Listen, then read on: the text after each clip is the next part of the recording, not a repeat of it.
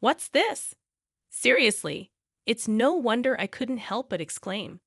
There in front of me were the words of a termination notice. I had been told not to contact during business trips, but this was something I couldn't ignore. I hurriedly called Jack. No answer. I called over and over. Simultaneously, I sent messages, but there was no response. It was past noon. Maybe he couldn't answer due to work, but I had to get in touch somehow. After persistently calling, he finally picked up. Hello, Jack. Don't you know not to contact me during work hours? Jack immediately started yelling. I'm sorry, but it's urgent. I've received a certified letter from the company. I told you not to contact me while I'm on a business trip. Jack was not willing to listen. What if your actions ruin the contract? It seemed impossible to get him to listen. All right. I decided to keep silent about the termination notice, as a result of not contacting at all. My name is Sarah Johnson, 30 years old. I work from home as an industrial designer. Simply put, as an industrial designer, I design the shapes of products. I used to be an employee of a major company working from home, but now I've become independent and freelance. Thankfully, my work is going well, and I'm earning a decent income. At 26, I married Jack, whom I met through a friend's introduction. Even after getting married, I continued to work for the company. But when I became pregnant with our 2-year-old son, Kyle, I switched to working from home. Since then, I've been working from home while Jack worked at the office. After maternity and parental leave, I returned to work from home. Although my salary was lower than when I was going to the office, it's easier on my mind and body than commuting and leaving the child in daycare. Our company created a great system. However, Jack seemed unsatisfied with my reduced salary. Shouldn't you go back to work, even if it means putting Kyle in daycare? We've got a mortgage to pay, and with the economy being down, the company's performance isn't looking up either. Well, that's true. But if we put Kyle in daycare, we have to pay for that too. I think it would end up costing about the same. When we got married, Jack and I took out a joint mortgage to buy our new home. Renting is like throwing money away. It's better to stretch a bit and buy a place. It'll be easier in the long run. Jack, who works at a securities company and is fussy about finance and assets, would argue. Convinced by his point, I agreed, and we bought the apartment, located near a convenient station for commuting. It was a bit pricey, but we were told it would appreciate in value. Life was peaceful until I started working from home. But then Jack began to show his discontent. It seemed it wasn't so much about the money, but rather he felt it was unfair that I was the only one staying at home. If the costs are going to be the same, you might as well go back to work.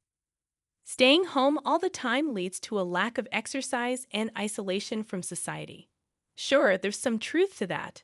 But with my first child birth and now child care, it's easier on my body to stay home. Getting help is difficult, as both Jack and I are from out of town, and our families live far away. We can't easily rely on either side for assistance. When I brought up this topic, I could sense Jack's real feelings from his muttered response. It's unfair that only Sarah gets to stay home. I wish I could too, but there's a difference in our jobs. I'm a designer and Jack is in sales. I can finish designs on my computer and just send the data. But Jack's work can't be done from home. That's true, but still, it feels unfair that only Sarah gets to enjoy this nice house, he complained. Hearing these words surprised me. What do you mean enjoy alone? This is our home. Yours, mine, and Kyle's. First of all, we're both paying the mortgage. The rights should be split equally. Jack's childish remarks made me worry if he was really okay. Even as a father, Kyle was growing up well, and I was managing both child care and work from home. I also took the bold step of becoming independent as my work was well received, and I started getting offers from business contacts.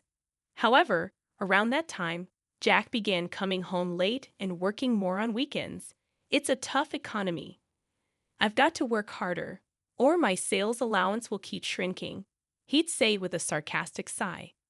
Lucky are those who can work comfortably at home. No need to endure crowded trains to commute, huh? Must be nice, he'd say, implying I was lounging at home while he worked hard. But that's not the case. I'm taking care of the child and household chores while working from home. I'd often have to go out for work and other necessities. I'm certainly not just lounging around at home. Fed up, I once confronted him. Look, I'm not just playing around. Why can't you understand that? I'm paying my share of the mortgage too. Oh, is that so? Jack interrupted, his face turning red with anger. I must be such a failure, huh? Can't even get a mortgage on my own with my meager salary. I never said anything like that. Unlike the talented designer that you are, I have to desperately plead with unpleasant clients every day just to get paid. It always felt like that. No matter what I said, Jack would only take things negatively. I got so tired and eventually stopped talking to him altogether. It seemed pointless to say anything, and gradually, I started to wonder if there was any point in living together. But Jack was Kyle's father. The thought of taking away his father seemed selfish, and that held me back. Maybe because I stopped talking, Jack started behaving even more selfishly and eventually almost stopped contributing financially. It was supposed to be a joint mortgage, but now it looks like I'm paying it all by myself. It's tough, but with my current income as a designer, I can manage the mortgage and living expenses on my own. Jack probably knows this, and that's why he's behaving like that. I think if we were at risk of losing the house because we couldn't pay the mortgage, he'd contribute something. Jack is that kind of calculative person. And around that time, I started to have a suspicion. Maybe Jack had another woman and was spending his money on her. If that's the case, I'd have no choice but to take a drastic step. Of course, I'd make sure he pays what he owes. I wanted to find proof, but I didn't know how. The most reliable way would be to hire a detective agency, but that's expensive. If I knew the dates, times, or places to look, it would be easier. But with just a vague suspicion, I had no idea how much it would cost. Right now, I'm managing, but if Jack and I were to separate, there'd be future uncertainties. I'd prefer to save as much money as possible. Then one day, while I was feeling uneasy, a certified mail from the company arrived. Jack was on a business trip and had been gone for 2 nights and 3 days. Why would they send something like this on a day he's away? I was even more perplexed but curious.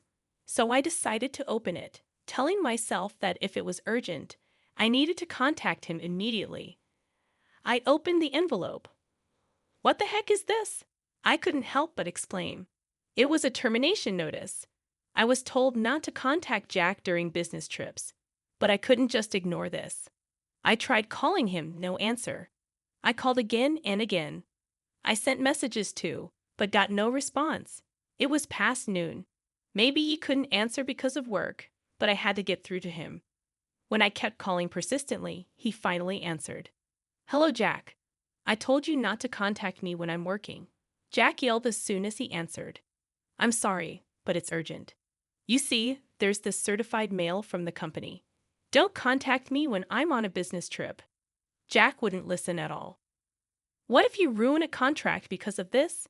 As he said that, I heard someone's voice in the background. Could it be? I quickly pressed the record button. Listen, I'll say it again. Don't contact me. Got it? He wouldn't listen, no matter how important it was. Okay. I decided to keep quiet about the termination notice. I ended the call. Jack was the one who didn't listen, even though it was important, and I realized that even if Jack lost his job, it wouldn't affect me much. I'm a designer with a technical skill set steadily building my career. When I started working from home, I was an employee. As an employee, I had to report daily to the company how many hours I worked and such.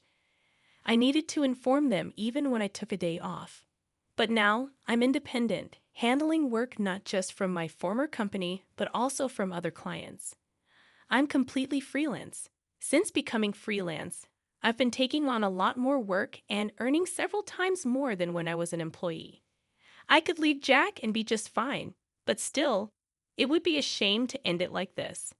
That call, I think the voice was a woman's. Listening carefully to the recording, I could make out what was being said. The woman didn't realize I was on the phone and was asking Jack for something. I couldn't hear exactly what it was, but she was asking for something for her birthday.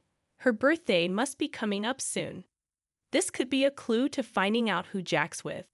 If I can narrow down the hints a bit more, I'll consider hiring a detective. For now, I just have to be patient. The next night, Jack returned from his business trip. "You know I told you not to contact me during work, right? Because of you, I almost lost a contract." "I'm sorry." I wondered who he was in the middle of making a contract with. Perhaps it was a birthday purchase agreement. I smiled to myself, not showing it on my face. "If you understand that it's fine. I'm going to take a bath and go to bed, okay?" I quietly watched as Jack prepared for his bath in bed. Once he was sound asleep, I stealthily checked his smartphone. As expected, it was locked. I gently took the phone, used Jack's sleeping finger to unlock it, and began to search. There they were, photos of Jack cozied up with the same woman. Not just pictures, but videos too. Some of them incriminating messages, dates, places, how they spent their time together. Everything was there. He probably thought I'd never find out about his affair. How he underestimated me. I copied the data from his phone to my computer, carefully putting the phone back. I started to plan my next move. I'll make sure he experiences hell first. To uncover the identity of the woman, I couldn't tell who she was just from the photos and chats. I reviewed the data and decided to start from there. The next day, Jack left the house as if nothing had happened. He said he was going to work, but I hoped he could still do his job as usual. After sending him off, I revisited the certified mail. It lacked detailed explanations. I didn't know what he did, but it seemed his termination was final. It was a bit troubling. If Jack lost his job, it'd be harder to make him pay alimony and child support. You can't shake down a turnip. He probably spent what he didn't bring home on that woman. I wanted to recoup at least some of it. Of course, I planned to make her pay damages too. I scrutinized the data transferred to my computer. It was unpleasant to see their intimate exchanges, but I was sure to find some clue. Social media platforms typically require a phone number for user registration. When I checked, there it was, a contact listed as Kate, trading in Jack's phone. Apparently, his mistress. Whether Kate was her real name, I wasn't sure. I picked out the necessary information and compiled the data. Now, what to do with this data? Should I hire a detective or go straight to a lawyer? Thinking it over, I had a great idea, something I saw in a melodramatic TV show. I decided to play it out myself. "Hey, I think I need to go back to my parents' place for a bit." "Why?" "It's nothing serious, but my mom's caught a bad cold, and my dad can't manage everything alone." Jack glanced at me, pretending to think it over. Probably thought it looked better not to agree too quickly. "How many days are you planning to be there?" "At least 2 or 3 days," I replied, looking up at him as if seeking approval. Jack looked down at me, seemingly pleased with my meek behavior, and his face softened into a smile. "That's being a good daughter. Go ahead." "Thank you." My demeanor seemed to satisfy him. "So when are you leaving?" "I wanted to leave today, but it's too late now, so I'll leave first thing tomorrow morning, right after you go to work." "Okay, got it. Take care." Jack was unnaturally kind, probably playing into my plan. The next morning, as usual, he left the house. Despite being told he's fired, I wondered where he was going, but I needed him out to prepare, so please go ahead. I sent him off with a regretful look and got to work. I left Kyle with a trustworthy babysitter, someone who had taken care of him several times before for work and errands. I could rely on them without worry. Then I messaged Jack. "I'm on the train now. Really sorry for the trouble. Planning to be back in 3 days." He replied quickly. "Understood. Take care." That night, as expected, Jack brought Kate home. I hired professionals to gather all the evidence of their rendezvous. I knew the data already on Jack's smartphone would be enough for a favorable divorce, but I wanted to personally punish them both. On the first day of the trap, Jack and Kate returned home in the afternoon and didn't leave until the next evening. Then came the main event. I was a bit anxious waiting, not knowing what time they'd return, but I was sure they would. Late that night, just before the date changed, they came back. They seemed tipsy, giggling, and stumbling into the bedroom, falling on the bed tangled together. Now, welcome home. As I finished speaking, I flung open the closet door with a loud bang. Kate screamed in shock and tumbled out of the bed. In the process, she hit her head against the cabinet beside the bed. Serves her right. What? Jack hadn't fallen off the bed, but he was frozen in a bizarre position on it. He was lying on his back, arms thrust forward from his chest. It seemed he was so startled by my appearance that he accidentally pushed Kate away. That's why she flew off the bed and hit her head. Welcome home, dear. Jack lay there in his strange pose, eyes wide open, staring at me. He looked utterly ridiculous. Oh, we have a guest, I remarked as I slowly emerged from the closet and stood beside the bed, looking down at Jack with a full smile. I ignored the woman who had lost consciousness. You, who is this lady? It's quite rude to sleep in someone else's house like this. Jack was at a loss for words. Well, that's okay. Let's have a little chat, I said, pulling out my phone to make a call. Who are you calling? Oh, just someone, I replied, humming a tune as I ended the call and coldly looked down at Kate. What should we do with her? What do you mean? What should we, wake her up or let her sleep? Jack glanced back and forth between me and Kate, falling silent in apparent confusion. All right then, we don't want anything to happen to her, so let's wake her up. Hey you, I said, shaking Kate gently. Kate groaned and slowly opened her eyes. Hey, you, I repeated. Kate looked dazed for a moment before realizing her situation and freezing in shock. We're going to have a talk now, so come over here, please. Kate remained frozen and didn't respond. Come here, please. Yes, she replied reflexively after I spoke a bit more sternly. I called both of them to the dining room and had them sit side by side at the table. I really don't want to have you sitting here, but well, you've already made yourself comfortable, haven't you? The table will do, I said, making it clear there would be no hospitality like tea. Now, I want you to answer some questions. If you're honest, I might consider certain things, like maybe reducing the damages. You owe the word damages turned their faces pale. So, when did it start? What? When did the two of you start this relationship? Be honest, or the damn damages will double. Jack's eyes darted around nervously, and Kate just kept blinking rapidly. Since when? Today. Today was the first time, right?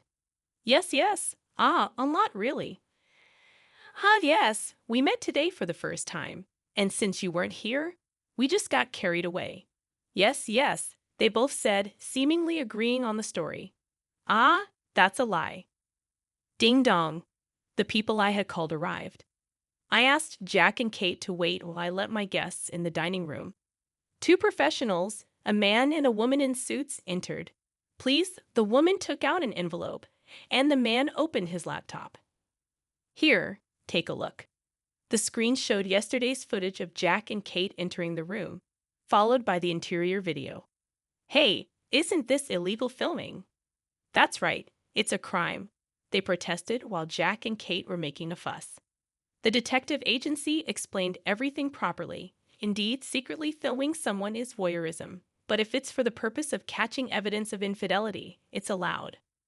Moreover, this was a job undertaken by professionals, meaning the detectives from the agency following a request. Therefore, it doesn't constitute a criminal act. Got it. So this isn't a crime. Both Jack and Kate sat silently, heads bowed. Once again, when did it start? They didn't answer. Since when? You said today was the first time, but that's a lie, right? Well, yesterday, Jack began, raising his head to meet my eyes. I'm sorry. What I said earlier, it actually started yesterday. We drank too much, and one thing led to another. Yes, I'm sorry, they both apologized. So, you admit to the affair? Yes, we're sorry, but it was just this once. Sorry, it's true. It seemed they were trying to settle the matter with this version of the story. I told you before, if you lie, the damages will double. It's not a lie. Believe us, it's true. I brought over my laptop and placed it in front of them. If yesterday was the first time, then who are these people? I asked, showing them the photos and videos copied from Jack's smartphone, along with their social media interactions. Ah, another lie. You're taking stuff from someone's smartphone. That's a crime. Sorry to disappoint you, but this also isn't a crime. You heard the reason just now, right? Jack and Kate had nothing more to say and just sat in silence. Eventually, they resigned themselves to telling the whole story. Their affair had started 2 years ago, around the time Kyle was born. Jack said he felt neglected and lonely after Kyle's birth and listed various reasons for his actions.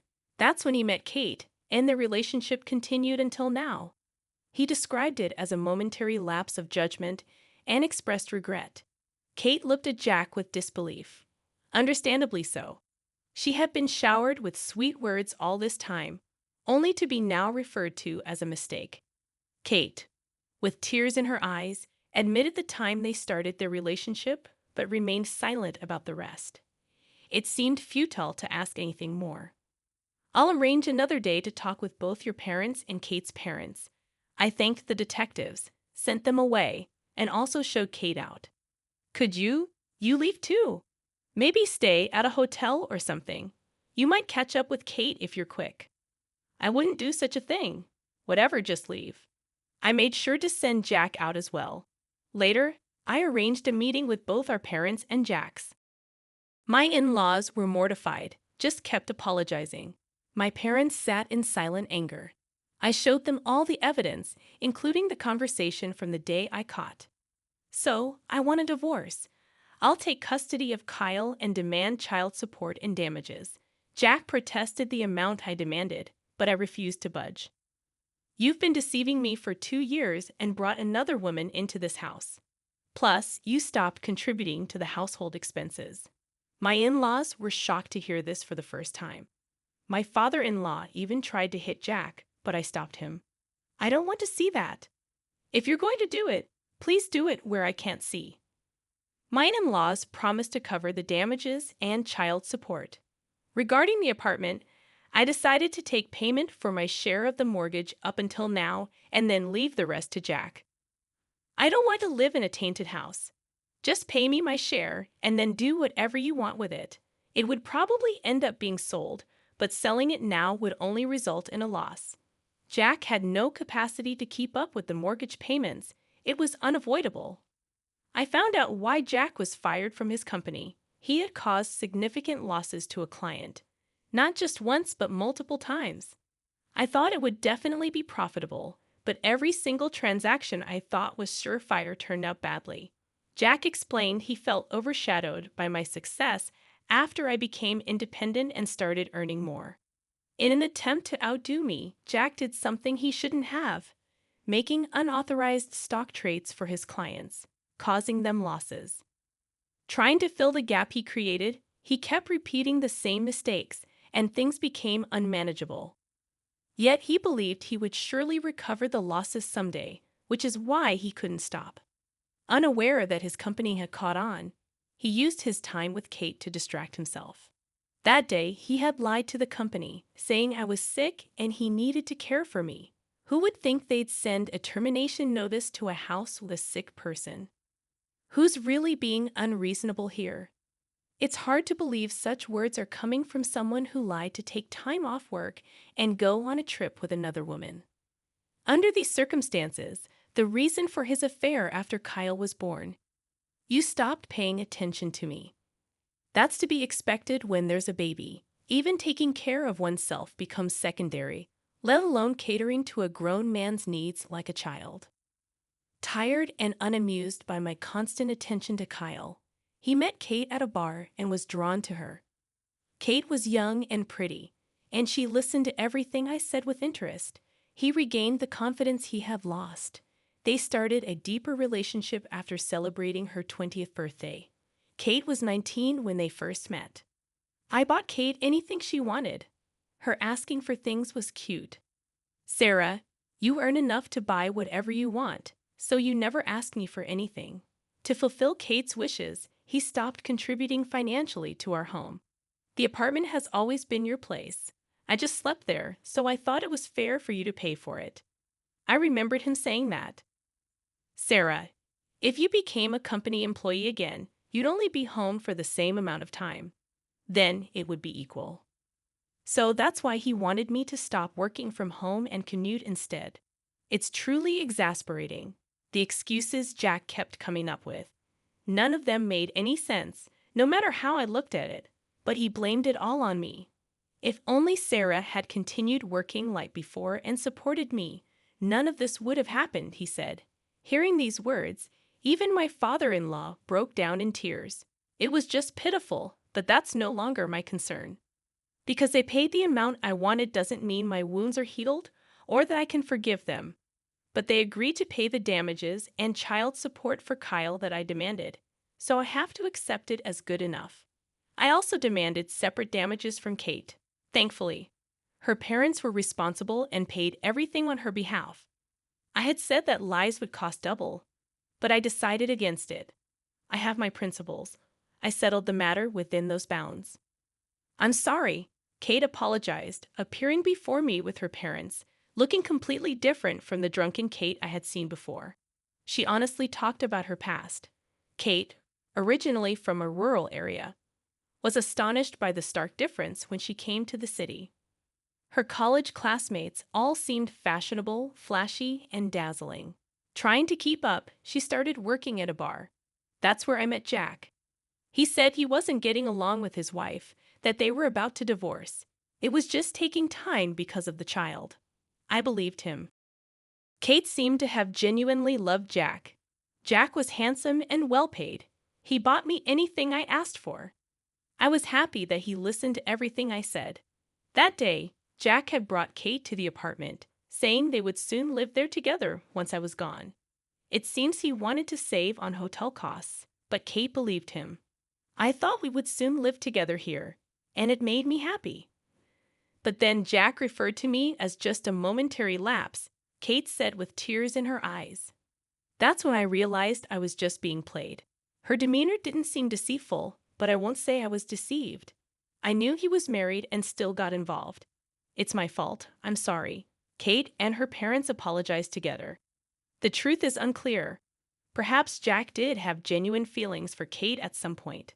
However, in the end, he chose to prioritize his interests. It seems that his understanding of the situation was ultimately shallow. He's someone who selfishly acts on whims, just like a child relying on his wife, then feeling neglected and unappreciated.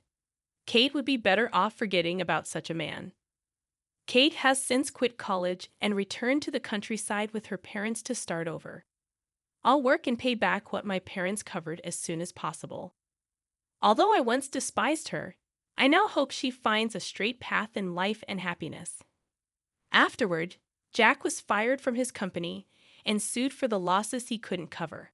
That was expected. He lied to the company to take time off and was caught embezzling for his escapades.